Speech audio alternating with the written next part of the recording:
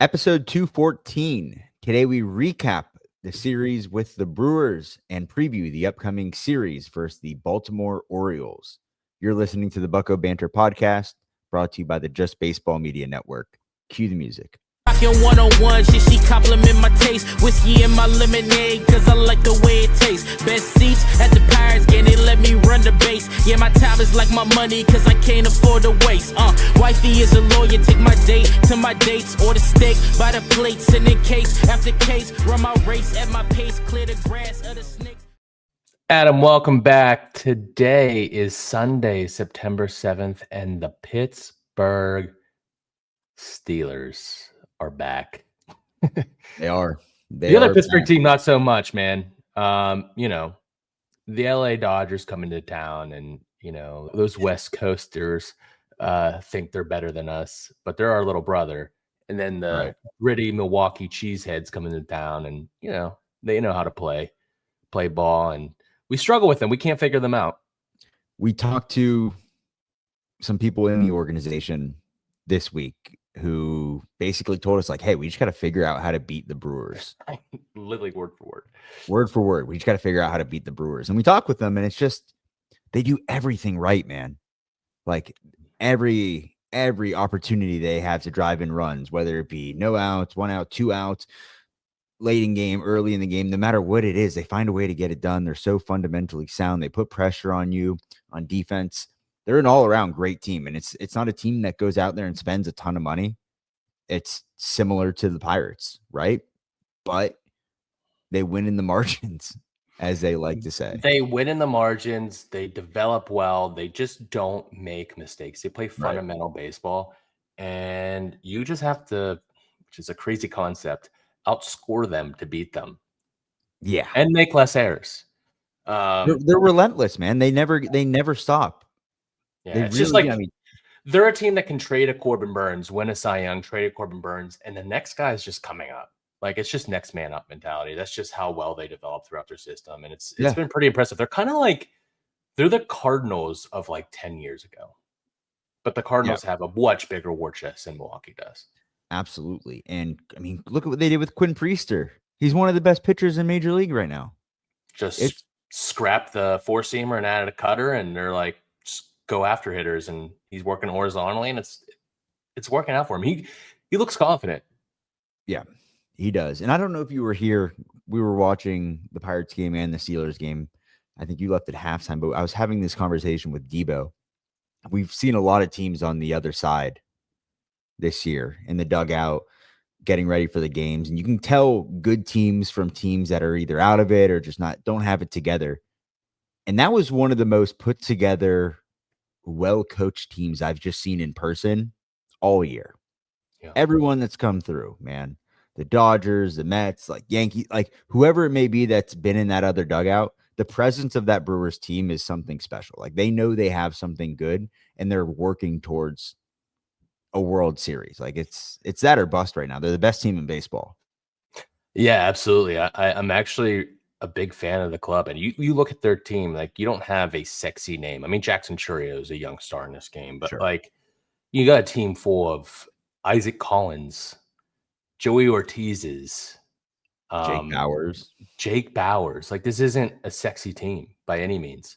But they do have their one centerpiece, and they've kind of just built around him and filled in where they need to. Like, it just works, man. It works every year. I just never count out the Milwaukee Brewers, and they're impressive, man. They're impressive. They're definitely going to be a force in the NL. They're one of my favorites going into the postseason so far. Yeah. I mean, they have some staples: Contreras, Freddie Peralta, Christian Yelich when he returns. Like, those guys are good. Again, not super flashy, but I agree with you, man. It's something to look up to, right? I don't want to say like you should admire, like, we need to be that. And there's no reason we can't be, but I don't know if that's just a player issue. I mean, I think it's more of just like an organizational philosophy moving forward to kind of focus more on just getting the group of guys together that can make it happen. Yeah, absolutely.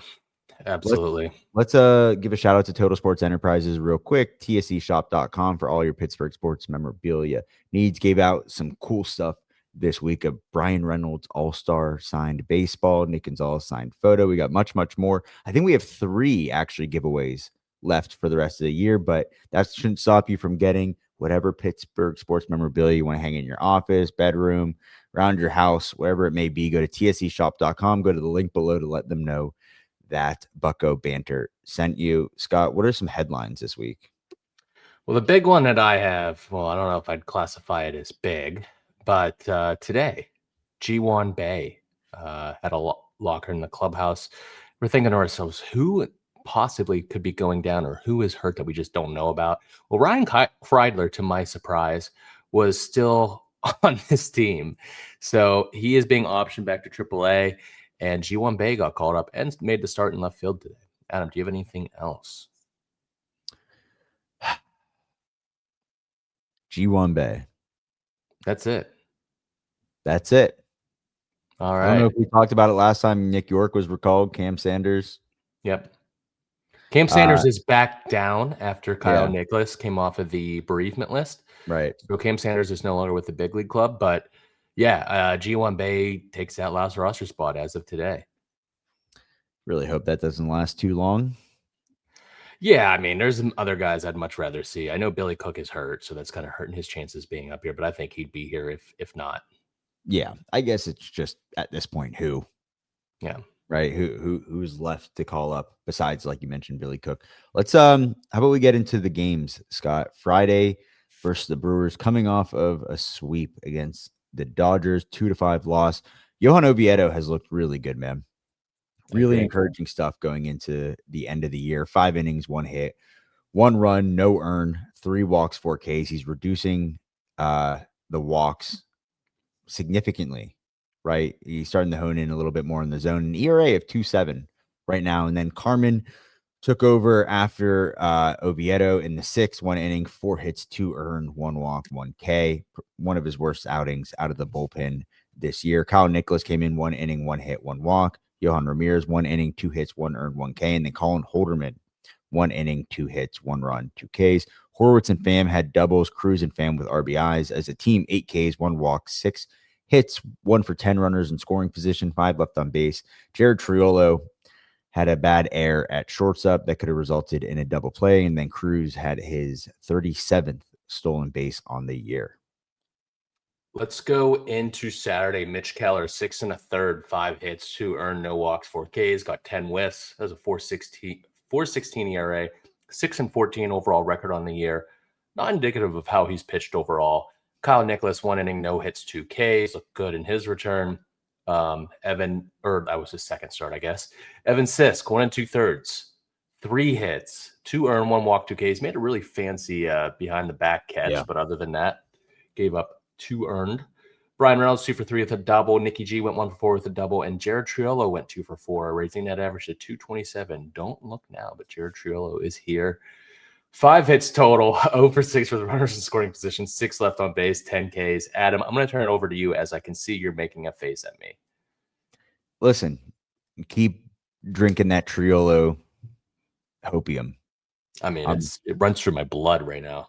I know it does. It's coursing through your veins, and I love that for you. Let's get into Sunday, and thank God this series is over. The Brewers swept the Pirates. Today was just bad. There was a lot to be excited about going into the game. You got Jacob Mizorowski versus Bubba Chandler, 2 young, just high-powered arms, some of the most live arms you'll see in Major League Baseball, and it just did not go well for Bubba Chandler. The final score was 10-2. Bubba on the day went 2 2/3, 9 hits, 9 earned, 3 walks, only 3 strikeouts. His ERA shot up to 7.36. Colin Holderman took over 1 1/3 with 2 hits. Dari Moreta, 2 innings, 2 Ks. Johan Ramirez, 1 inning, 2 hits, 1 earned, 2 Ks. Isaac Mattson had a clean inning, 1 inning pitch, 2 Ks. You know what? I read my notes wrong. He had 2 walks, 1 K. And then Dennis Santana, 1 inning, 1 hit, 1 K. As a team, 3 hits or 12 Ks on the day, 5 hits, 3 walks, a double from Cam Devaney and Andrew McCutchen. runners in scoring position, 2 for 8, 5 left on base. And yeah, that's really all I have to say about that one. Really not much else to talk about.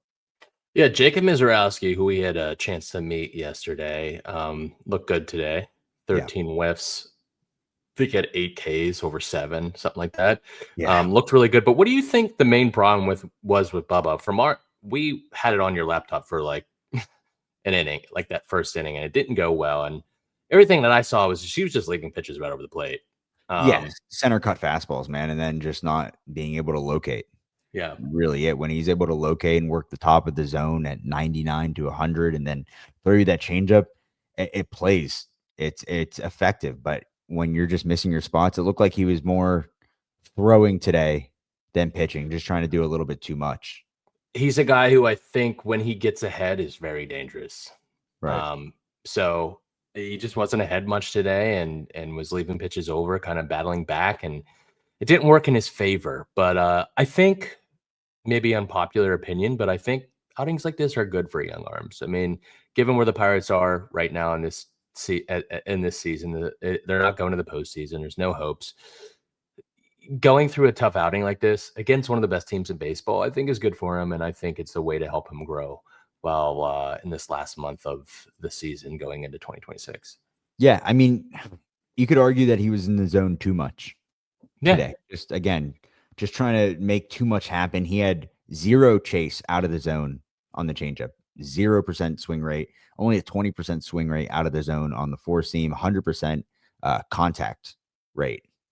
I mean, it's the difference between command and control, right? Which I don't think is an issue for him, control, but like it's the difference between throwing strikes and throwing strikes where you want to. And you need to not live over the middle of the plate.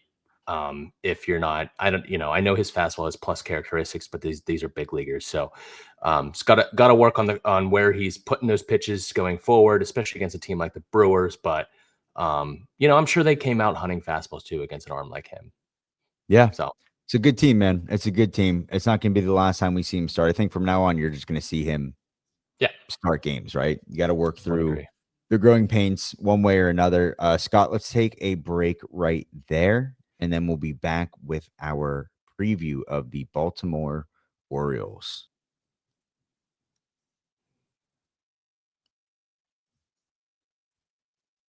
All right, we are back, Scott. The Orioles this year having a disappointing year, 66 and 76, fifth in the AL East.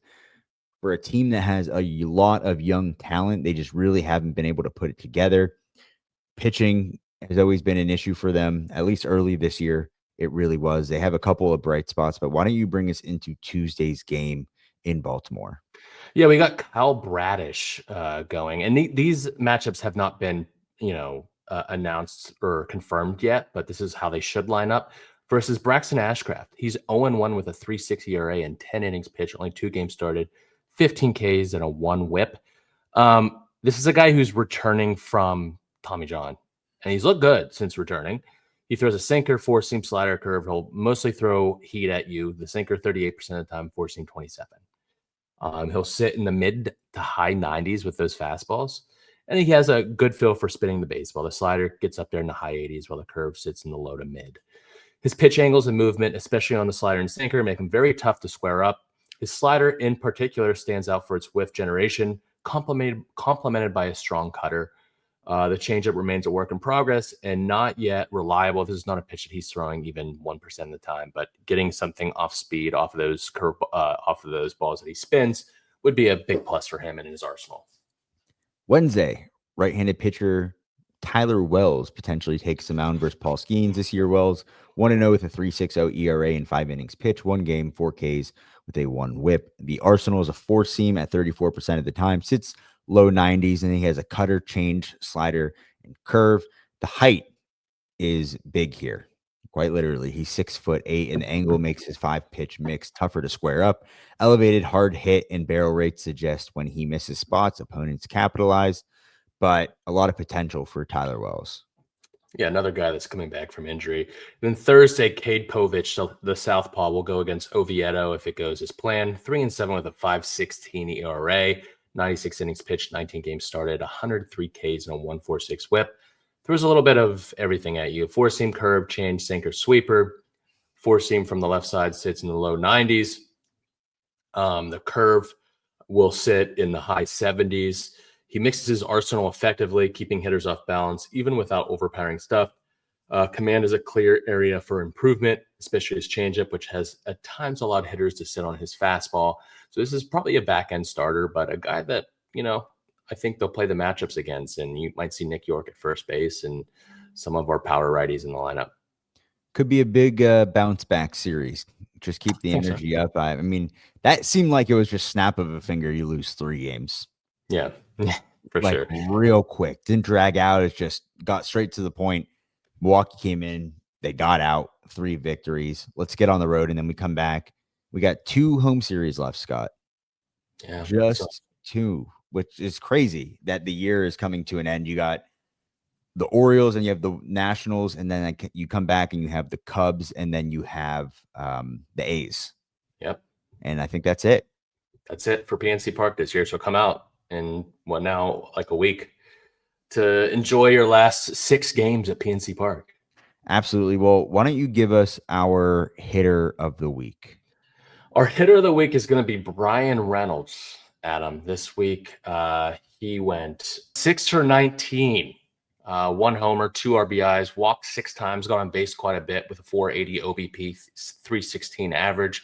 Continues to look better at the top of the order there than he started this season. So Brian Reynolds is like our 4th or 5th time hitter of the week this year. Yeah, I mean, if we're looking at positives right now, him picking it up towards the end of the season just shows you, hey, this is the bat you want in your lineup. The defense still might not be there, but there's a lot of chatter about Brian Reynolds this year. So it's good to see that he's still a major league hitter, an above average one. And then, of course, Paul Skeens is our pitcher of the week. He now has a winning record at 10-9 versus the Dodgers this week. He went 6 innings, 2 hits, 1 walk, 8 Ks. He's got an ERA right now of 1.98. I don't what else do you add to it? He's a Cy Young. He's the NL Cy Young. Hands down. It's not even close right now. It's just, you're just stacking up the accolades at this point. And again, more things to be excited about. Just take the small victories as they stand.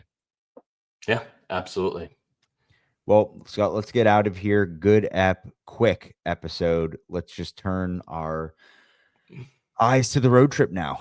Watch all the baseball we have. Heading down the turnpike to DC, Baltimore. And I'm excited. I wish we were going down there. I love Camden Yards. I know you do too. And I feel a little bit different about Nationals Park, but still would be a fun road trip. You could knock out 2 stadiums in once.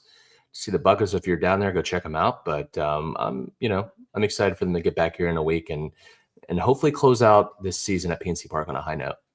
Absolutely. If you don't already, make sure you subscribe, leave a comment, tell a friend to tell a friend. If you're listening, download the episodes, comment, leave a 5-star review. That helps us out a ton. It's getting a little chilly. I think we were wearing some hoodies at the ballpark this week, and you can wear a hoodie all fall. You can wear it to Steelers tailgates. You can wear it to Penguins games. Bucko banter is kind of like, it's black and gold. How you wear a Steelers jersey to a Pirates game or to a Penguins game, or you wear a Pirates jersey to a Penguins game or Steelers. It works all the way around. You can wear it wherever you want to go. You go to buckobanter.com, or you can go to justbaseball.shop to buy all of your Bucko banter gear. And then make sure you go follow us on all social media. If you have any off-season content ideas, we're going to keep this thing rolling as best as we can. Shoot us a DM, comment on the videos, let us know what you want to see. And until next time, raise it. Raise it. Best seats at the Pirates game, they let me run the base. Yeah, my time is like my money, cause I can't afford to waste.